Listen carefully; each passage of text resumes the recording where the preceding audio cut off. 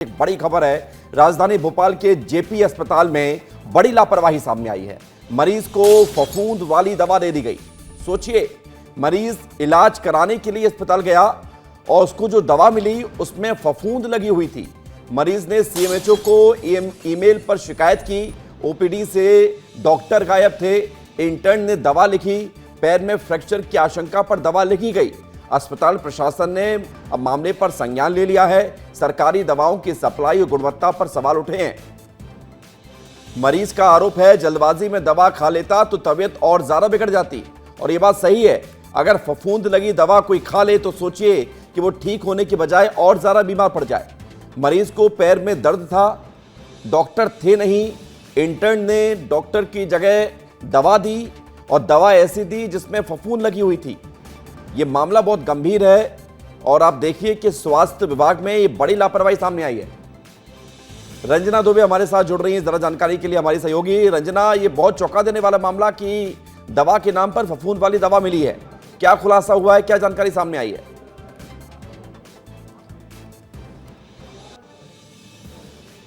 देखिए विवेक, ये वाकई बेहद बड़ी लापरवाही है, क्योंकि जब सरकारी अस्पतालों में लोग पहुंचते हैं तो इसी बात को लेकर आश्वस्त रहते हैं कि उनका सही इलाज हो सकेगा, सही डॉक्टर्स उनका इलाज करेंगे और कम कीमत में उनको जो दवाएं हैं वो उपलब्ध हो सकेंगी। लेकिन जिस तरीके से एक लापरवाही सामने आई है, उसने कई तरह के सवाल खड़े कर दिए हैं कि आखिर जो मरीज वहाँ पर इलाज के लिए पहुँचते हैं उनकी जान के साथ किस तरीके से खिलवाड़ किया जा रहा है। देखिए, सबसे बड़ा सवाल तो इस बात को लेकर है कि जब दवा दी गई तो उस वक्त क्यों नहीं देखा गया कि इसमें फफूंद लगी है। और जब दूसरी बात यह है कि जिस पेशेंट ने दवा खरीदी थी, अगर वो ध्यान नहीं देता तो शायद और कोई बड़ी परेशानी उसके लिए खड़ी हो सकती थी। तो ऐसे में जब वहाँ पर दवा देने वाला जो काउंटर बना है और जो दवा देते हैं, तो उन पर भी इस बात को लेकर, लापरवाही को लेकर गंभीर सवाल खड़े हो रहे हैं कि आखिर वो इन सब चीज़ों को देख परख कर क्यों नहीं मरीजों को दवाएं देते हैं। जब सीएमएचओ से मरीज ने शिकायत करी मेल भेजकर, तो उसके बाद जो पूरा प्रशासन है वो हरकत में आया और इस मामले को लेकर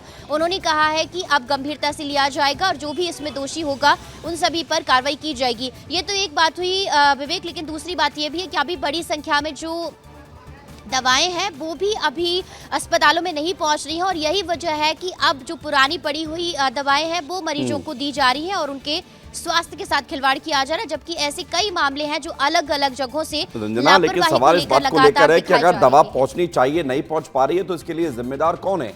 और इसका मतलब ये तो बिल्कुल नहीं हो जाता कि दवा नहीं है तो फफूंद वाली दवा दे दी जाए। और क्या जिस दवा में फफूंद थी या जो मरीज ने दावा किया है, उस दावे की पुष्टि के लिए फिर क्या किया जा रहा है रंजना?